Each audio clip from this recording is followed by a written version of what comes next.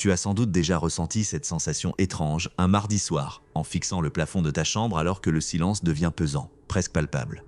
Tu te demandes comment une personne qui jurait t'aimer plus que tout, qui te promettait monts et merveilles sous les étoiles, a pu, en l'espace de quelques semaines, te remplacer par une version qui, soyons honnêtes et lucides, ne t'arrive pas à la cheville. On va mettre les pieds dans le plat tout de suite, sans prendre de gants. Ce que tu vis actuellement comme une injustice totale, ce sentiment d'être jeté comme un vieux mouchoir usagé, ton âme, ton temps, ton énergie, c'est en fait le début de ton ascension fulgurante et le signal de son déclin définitif et irréversible. On ne parle pas ici de petite morale de comptoir ou de gentillesse naïve, on parle de mécanique pure, de loi de l'énergie universelle et de psychologie des profondeurs. Regarde bien la situation avec une froideur chirurgicale, comme si tu observais une lame sous un microscope.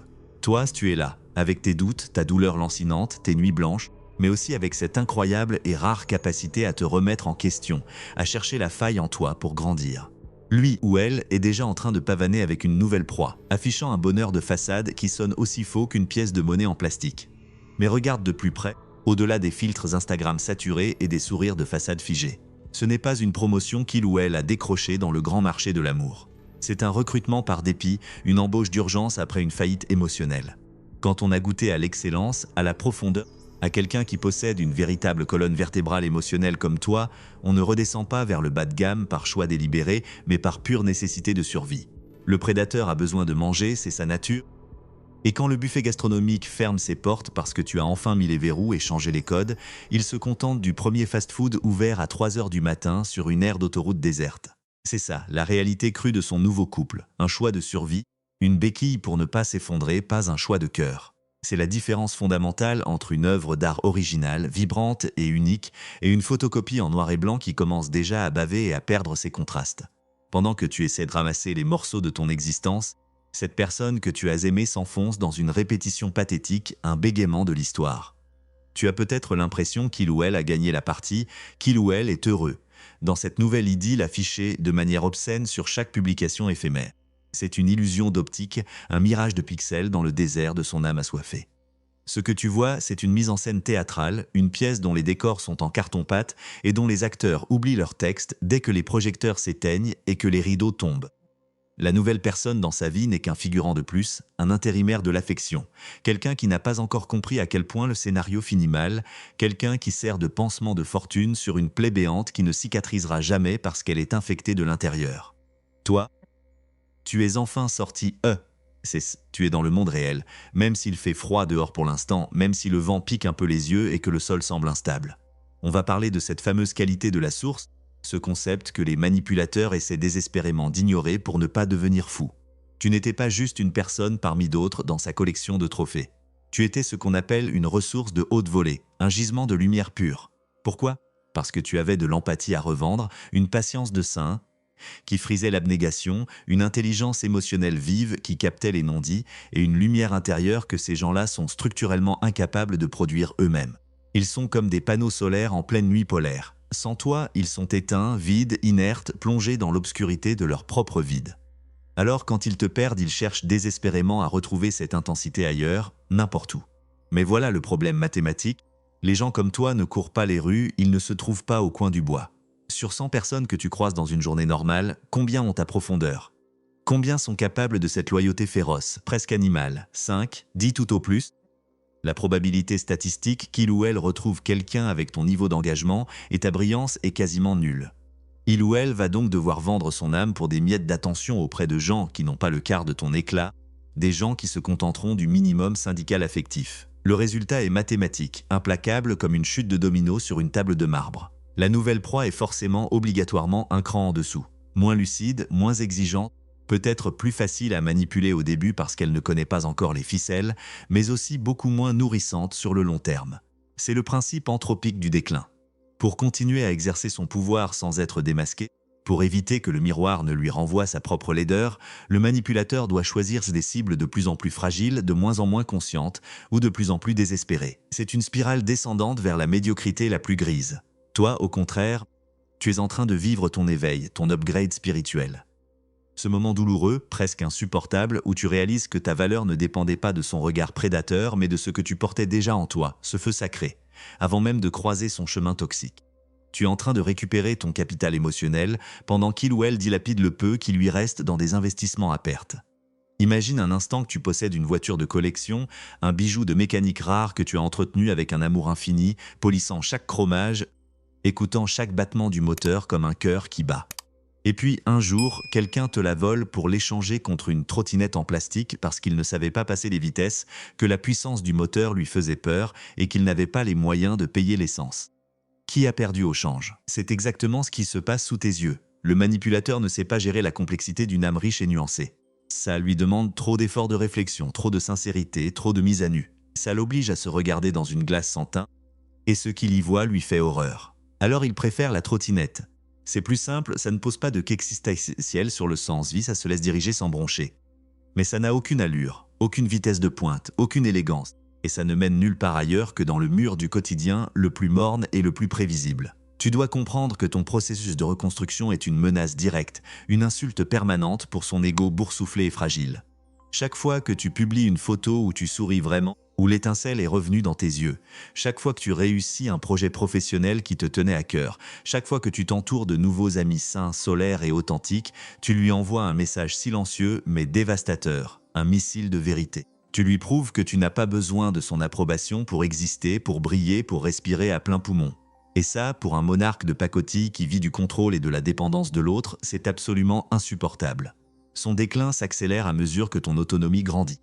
Plus tu deviens intouchable, plus il ou elle réalise l'ampleur abyssale de sa perte, même s'il ou elle jura le contraire devant témoins, avec une mauvaise foi déconcertante. Il y a aussi ces fameux relais de manipulation. Ces singes volants, flying monkeys, qu'il ou elle utilise comme des drones pour garder un œil sur toi ou pour faire passer des messages indirects, des petites piques empoisonnées. Ils essaieront peut-être de te raconter avec un air faussement désolé et une compassion de façade à quel point tout va bien pour lui ou elle, à quel point la nouvelle relation est incroyable, fusionnelle, évidente. Ne te laisse pas avoir par ce bruit de fond, par cette propagande de bas étage. Ces gens-là ne voient que la devanture fraîchement repeinte du magasin. Ils ne voient pas les disputes de minuit pour des futilités, les silences glaciales dans la voiture sur le chemin du retour, ou la paranoïa qui ronge celui ou celle qui sait, au fond de lui, qu'il a tout gâché avec toi par pure stupidité narcissique. Le manipulateur est un éternel insatisfait, un tonneau des Danaïdes émotionnels qu'on ne peut jamais remplir. Il aura beau accumuler les conquêtes, empiler les corps et les promesses, il cherchera toujours ce petit truc en plus, cette étincelle de vérité que tu avais et qu'il ne retrouvera jamais chez des gens qu'il a choisis précisément pour leur manque de relief et leur docilité. Parlons de cette créativité que tu as peut-être étouffée, enterrée sous des tonnes de culpabilité pendant des mois ou des années. Quand on est avec quelqu'un qui aspire toute la place, qui veut être le soleil autour duquel tout gravite, on finit par se faire toute petime, par marcher sur des œufs. On arrête de peindre, de chanter sous la douche, d'écrire son journal, ou même de proposer des idées audacieuses au boulot de peur de déclencher une crise de jalousie, un sarcasme ou un commentaire désobligeant. On devient une ombre pour ne pas éclipser le soleil noir de l'autre. Mais maintenant que l'ombre est partie, la lumière revient par toutes les fissures de ton être. Et cette lumière, c'est ton moteur de survie, ton réacteur nucléaire. Que tu lances une chaîne sur Internet, que tu reprennes tes études de droit ou de poterie, ou que tu jardines simplement ton balcon avec une ferveur nouvelle, chaque acte de création est un clou de plus dans le cercueil de son influence sur toi. Tu es en train de reprendre les pinceaux de ta propre vie pour peindre une fresque dont il ne fait plus partie, même pas en arrière-plan. Le karma n'est pas une punition divine venue du ciel avec des éclairs, c'est juste la conséquence logique, physique et vibratoire des actes posés. Quelqu'un qui sème le chaos, le mensonge, la manipulation et la discorde finit inévitablement par récolter la solitude, même s'il est entouré de 1000 courtisans et de 1000 amis Facebook. Quelqu'un qui sème la destruction autour de lui finit par vivre dans des ruines, essayant désespérément de convaincre les passants que c'est un château majestueux. Toi, tu as semé de l'amour, de la sincérité, de la force et de la résilience. Même si le sol semble aride et craquelé aujourd'hui, les graines sont là, bien vivantes sous la surface, prêtes à exploser. Elles vont germer. Ton ascension est inéluctable parce qu'elle repose sur la vérité de qui tu es, sur tes racines profondes qui ont cherché l'eau dans la douleur. Son déclin est inévitable parce qu'il repose sur le mensonge de ce qu'il prétend être, sur un château de cartes qui s'effondrera au premier coup de vent de la réalité ou à la première maladie. Tu te demandes peut-être, dans tes moments de faiblesse, quand la nostalgie te prend à la gorge vers 2 heures du matin, si cette nouvelle personne est mieux que toi. Est-elle plus belle, plus jeune, plus riche, plus malléable? Arrête tout de suite ce massacre mental, ce suicide de l'estime de soi. La comparaison est le poison le plus violent de l'âme. Dis-toi plutôt, avec une certitude absolue, que cette personne est dans la salle d'attente d'un hôpital psychiatrique sans le savoir. Elle va subir, point par point, le bombardement affectif, le love bombing qui rend accro, puis la manipulation subtile de la réalité, le gaslighting, puis l'émiettage progressif de sa personnalité pour finir par la disparition brutale ou le mépris total. C'est un cycle immuable, une boucle temporelle, un enfer de Dante dont tu as réussi, par miracle ou par force, à t'extraire. Tu n'as pas à être jaloux incesin d'une future victime qui ne connaît pas encore son sort. Au contraire, si tu as encore un peu d'empathie en réserve, plains-la sincèrement. Elle est en train d'acheter un billet de première classe pour un voyage au bout de l'enfer alors que tu viens juste d'en revenir. Les vêtements un peu brûlés, la peau un peu tannée, mais l'âme sauve et plus forte que jamais. Ton chemin vers la liberté totale passe par un désintérêt total, une indifférence souveraine, presque royale, pour ce qu'il ou elle fait. Je sais, c'est dur au début, c'est un sevrage. L'envie de vérifier son profil, de décortiquer ses likes, de demander des nouvelles à des amis communs, de savoir s'il ou elle regrette enfin amèrement est une pulsion humaine presque biologique, une addiction à l'ocytocine. Mais chaque fois que tu fais défiler ses photos, chaque fois que tu analyses ses stories cryptiques, tu lui donnes encore un peu de ton précieux temps de cerveau disponible, tu lui verses une rente émotionnelle qu'il ne mérite absolument pas. Et ton temps est devenu la ressource la plus rare et la plus précieuse au monde. Ne le gaspille pas pour quelqu'un qui a décidé, dans sa grande sagesse de façade, de te considérer comme une option interchangeable. Deviens ta propre priorité absolue, ton propre projet de recherche et développement. Deviens ce projet immense, complexe, mystérieux et fascinant qui demande toute ton attention, toute ta tendresse et toute ton énergie. Quand tu commences à te reconstruire sérieusement, avec méthode et discipline, tu réalises avec le recul que les signaux d'alarme, les red flags, étaient là depuis le premier jour, tapis dans l'ombre. Ces petites phrases assassines déguisées en humour, ces punitifs qui duraient des heures, cette façon de toujours ramener la couverture à soi, de minimiser tes succès.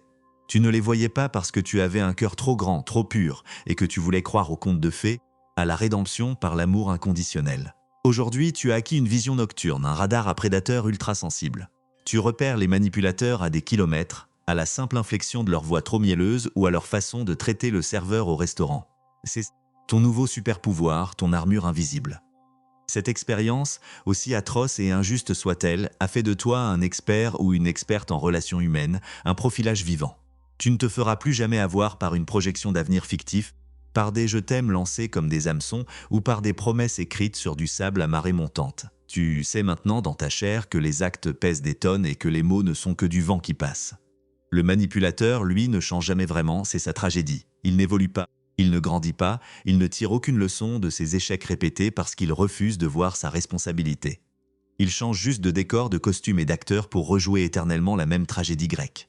Il va refaire exactement les mêmes erreurs avec la nouvelle personne, avec la même arrogance et la même aveuglement. Il va utiliser les mêmes phrases toutes faites, les mêmes blagues qu'il te racontait, les mêmes techniques de séduction bas de gamme apprises dans des manuels de psychologie de bazar. C'est un disque rayé qui tourne en boucle dans une pièce vide et poussiéreuse. Toi, tu es une symphonie en pleine écriture, une œuvre vivante qui s'enrichit de chaque épreuve, de chaque larme, de chaque rire retrouvé. Tu ajoutes des instruments, tu changes de rythme, tu explores de nouvelles mélodies audacieuses et dissonantes. C'est pour ça que ton ascension est magnifique à observer pour ceux qui t'aiment vraiment. Elle est unique. Elle n'est pas une répétition du passé, elle est une invention totale du futur, une terra incognita que tu explores avec bravoure.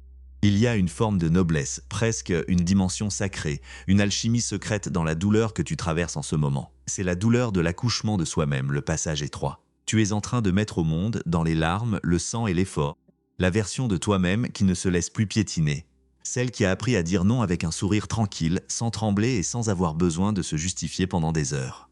Celle qui comprend enfin que la solitude est parfois un palais magnifique, un sanctuaire de paix, comparé à une compagnie qui nous diminue, nous insulte et nous vide de notre substance vitale. Cette nouvelle version de toi est désormais capable d'attirer des gens sains, des partenaires solaires, des sœurs de destin qui n'ont pas besoin de te briser pour se sentir puissant, mais qui veulent grandir à tes côtés dans une émulation mutuelle.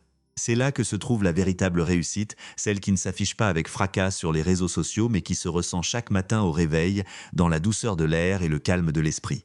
Pense à tes projets, même ceux que tu jugeais trop fous, trop ambitieux ou simplement inaccessibles quand tu étais sous son emprise étouffante. Ce livre que tu voulais écrire et qu'il ou elle trouvait perte de temps ou sans intérêt, cette entreprise que tu voulais monter et qu'il ou elle jugeait trop risquée pour ton petit niveau, ce voyage en sac à dos à l'autre bout du monde que tu as annulé parce qu'il ou elle n'aimait pas l'imprévu et le manque de confort.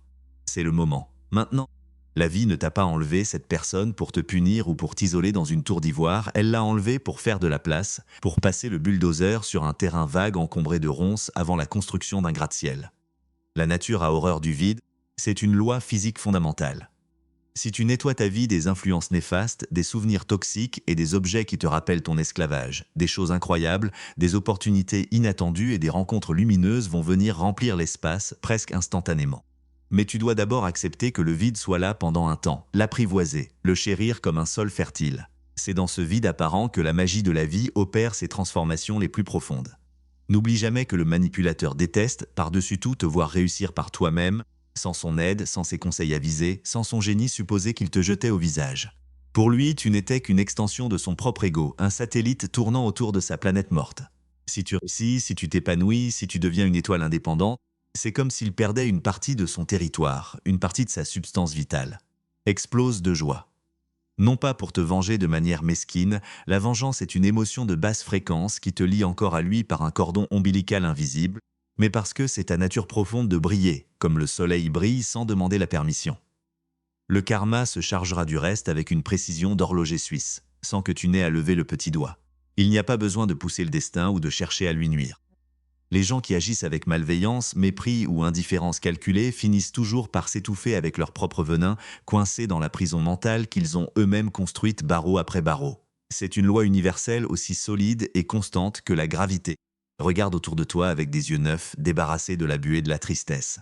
Il y a des gens qui t'aiment vraiment pour ce que tu es, sans condition, sans jeu de pouvoir, sans manipulation. Des amis qui ont attendu patiemment dans l'ombre que tu reviennes à toi, que tu sortes de ton hypnose. Réinvestis ces relations authentiques avec ferveur. Redonne de l'importance à ceux qui ont été là quand tu étais au plus bas, quand tu n'avais plus rien à offrir que tes larmes et ton désespoir. C'est eux, ton véritable socle, ton armée de l'ombre, ton filet de sécurité. Le manipulateur essaie toujours de t'isoler, de couper les ponts avec tes racines, de te faire douter de tes proches pour mieux te contrôler. En reprenant contact, en reconstruisant ton réseau social de manière consciente, sélective et aimante, tu brises les dernières chaînes invisibles qui te liaient à lui ou elle. Tu redeviens un être social complet, une entité souveraine, pas une moitié d'orange pressée et jetée. Chaque jour qui passe sans aucun contact, sans un message, sans un like, est une victoire historique, une libération. Chaque matin où tu te réveilles sans vérifier ton téléphone avec cette angoisse au ventre est un pas de plus vers les sommets de ta propre montagne intérieure. Tu es en train de reprendre le contrôle de ton système nerveux, de désintoxiquer ton corps de l'adrénaline et du cortisol permanent, l'incertitude et la peur de mal faire. C'est un sevrage physiologique réel, avec ses crises de manque, ses sueurs froides et ses rechutes potentielles. C'est difficile, ça demande une discipline de fer, une volonté de titane et une bienveillance infinie envers toi-même, mais le résultat est une paix intérieure si profonde, si solide, que personne, absolument personne, ne pourra plus jamais te la voler. Cette paix est ton nouveau luxe, ta nouvelle richesse, ton trésor de guerre. On arrive à un point crucial de ta reconstruction, le moment de l'inventaire sacré. Tu dois te demander, avec une honnêteté brutale, quelle est la part de toi que tu as laissée derrière toi dans cette relation comme on laisse un morceau de vêtement dans un roncier en s'enfuyant? Est-ce ta joie de vivre spontanée, ce rire qui partait de tes tripes, ta confiance absolue en tes capacités intellectuelles que l'autre a essayé de miner? Ton sens de l'humour un peu décalé, un peu fou, identifie cette part avec la précision d'un archéologue et va la rechercher dans les décombres. Elle ne lui appartient pas, elle ne lui a jamais appartenu, c'était juste un prêt qu'il a tenté de transformer en vol. Elle est à toi, c'est ton héritage personnel, ton trésor de naissance. Reprends-le avec force, détermination et fierté. Tu n'as pas besoin de sa permission, de son pardon, de son closure ou de ses excuses hypocrites pour redevenir toi-même, en plus grand, en plus fort, en plus conscient des enjeux de la vie. La nouvelle personne dans sa vie n'est qu'un miroir déformant de tes propres qualités, mais en version dégradée. Comme une image dont on aurait baissé la résolution pour qu'elle prenne moins de place. Le manipulateur essaie de recréer artificiellement, comme un laborantin fou, ce qu'il avait avec toi, mais avec un matériau de moins bonne qualité, plus facile à plier, plus facile à briser. C'est comme essayer de reconstruire un palais de marbre avec de la boue séchée et de la paille. Ça peut faire illusion quelques jours sous un soleil de plomb, ça peut même avoir l'air joli sur une photo de loin, mais à la première pluie, à la première difficulté réelle de la vie, au premier deuil ou à la première maladie, tout s'effondre dans un amas informe et boueux. Et la pluie finira par tomber, c'est une certitude statistique de l'existence. Toi, pendant ce temps, tu construis ton nouveau temple sur du rocher granitique, avec des pierres taillées une à une dans l'expérience, la sueur et le respect de soi. C'est plus long, c'est plus épuisant, ça demande une patience de bâtisseur de cathédrale, mais c'est éternel. Ne sous-estime jamais, au grand jamais, l'impact dévastateur et purificateur de ton silence. Le silence n'est pas une absence de communication. C'est une communication d'une puissance absolue, un cri de liberté. C'est l'arme la plus efficace, la plus tranchante contre quelqu'un qui cherche l'attention, qu'elle soit positive ou négative, à tout prix pour se sentir exister. En ne répondant pas aux provocations mesquines, en ne réagissant pas aux rumeurs idiotes, en ne cherchant pas à te justifier auprès de gens qui ont déjà choisi leur camp, tu lui retires son oxygène vital. Tu deviens un mur de granit poli sur lequel ses attaques rebondissent et viennent le frapper lui-même en plein visage. C'est là que ton ascension devient visible pour le monde entier, comme un phare dans la nuit. Tu n'es plus la victime éplorée qui cherche réparation, tu es la personne souveraine qui a décidé que le chapitre était clos, que le livre était rangé dans la section des erreurs de jeunesse et que la bibliothèque était désormais fermée aux importuns et aux vandales. Il y a une question que j'aimerais te poser, une question qui doit résonner dans chaque cellule de ton corps. Quel est le talent, la passion, le rêve ou la petite manie que tu as mis de côté, que tu avais étouffé pour ne pas déranger son ego fragile et que tu as repris aujourd'hui avec une ferveur décuplée? C'est souvent là, dans ce petit espace de liberté, que se cache la clé de ton futur radieux. Peut-être est-ce la danse contemporaine, la programmation informatique complexe, le bénébrantissage d'une langue ancienne. En développant cela, tu ne fais pas que t'occuper l'esprit, tu répares ton ADN émotionnel, tu recodes ton identité. En partageant tes progrès, même modestes, tu aides aussi, sans le savoir, des milliers d'autres personnes qui sont encore dans la cave sombre où tu étais et qui cherchent désespérément une lumière à suivre, un exemple de survie. Pour avancer concrètement et sortir enfin de la théorie rassurante, commence par bouger ton corps chaque jour, sans exception. Ne sous-estime pas la puissance de la biologie sur le mental. Que ce soit par une marche rapide dans le froid piquant du matin, une séance de yoga intense qui te fait transpirer tes doutes ou de la boxe pour évacuer la rage légitime qui boute en toi, libérer les tensions physiques est le moyen le plus direct, le plus brutal et le plus efficace de vider ton esprit des pensées circulaires et obsédantes. C'est en reprenant possession de ton enveloppe charnelle, en sentant tes muscles travailler, tes poumons se gonfler et ton cœur battre la chamade, que tu envoies le signal le plus clair à ton cerveau reptilien. Je suis vivant, je suis fort, je suis puissant, et je suis à nouveau le seul et unique maître à bord de ce vaisseau magnifique. Ensuite, impose-toi une hygiène numérique stricte, une véritable détox de l'âme, sans aucune concession. Bloque, supprime, archive, nettoie tes contacts. Espionner la vie de ton ex, c'est comme regarder un film d'horreur en boucle en espérant naïvement qu'il finisse bien cette fois-ci. C'est une perte de temps criminelle et ça fait mal pour rien, ça rouvre la plaie sans cesse. Chaque clic compulsif sur son profil est une goutte de poison que tu t'auto-administres consciemment. Protège ton espace mental comme une forteresse médiévale imprenable. Ne laisse personne, absolument personne, y entrer avec des nouvelles non sollicitées ou des tu as vu ce qu'il a posté. Ton ignorance totale et sincère de sa vie est ton plus beau bouclier, ta plus grande liberté est ton plus grand luxe. Reprends également avec une sorte de gourmandise vengeresse, un loisir ou une habitude que cette personne critiquait ou moquait. S'il ou elle disait que tu chantais faux, inscris-toi dans une chorale et chante à tue-tête. S'il ou elle se moquait de ton style vestimentaire trop coloré, porte exactement ce qui te plaît, les couleurs les plus vives avec une audace renouvelée et un sourire aux lèvres. C'est en te réappropriant tes goûts personnels, même les plus insignifiants en apparence, que tu reconstruis ton identité propre, couche après couche, comme on restaure patiemment une fresque ancienne cachée sous du plâtre gris. Fais-le pour toi, pour le plaisir pur et enfantin de la découverte, sans aucune autre justification nécessaire. Enfin, concentre tous tes efforts, toute ton intelligence et toute ton intuition sur ta stabilité matérielle, financière et professionnelle. Fixe-toi des objectifs qui te font un peu peur, des défis qui demandent une concentration totale. L'indépendance financière et la réussite concrète au travail sont des piliers d'acier qui renforcent ton sentiment de sécurité intérieure et de valeur personnelle. Plus tu seras solide, ancré et respecté dans ta vie concrète, plus tu auras de l'influence sur ton environnement. Et moins les tempêtes émotionnelles du passé, les fantômes du passé auront de prise sur toi. La réussite est la forme la plus élégante, la plus silencieuse et la plus incontestable.